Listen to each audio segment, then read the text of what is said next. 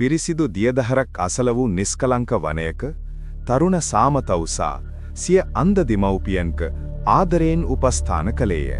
සෑම දිනකම සාම තම දෙමාපියන්ට අපිරිමිත සෙනෙහසින් ජලය වනපලතුරු ගෙන දෙමින් උවටැන් කළේය. එක් දිනක් පිළියක්ක නම් රජු ඩඩේමේ යෙදෙමින් වනයේට ඇතුළු වූ අතර ඔහු දියදහර අසල මුවෙකු සොයමින් සිටියේය.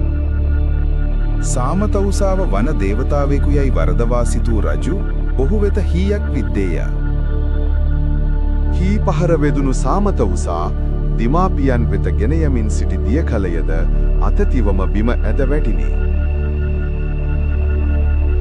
මහත් ශෝකයට පත් රජු සාම අසල දන නමා වැටි තමා විසින් නිර්දෝෂී තවුසෙකුට හානි කළ බව වටහා ගත්තේය.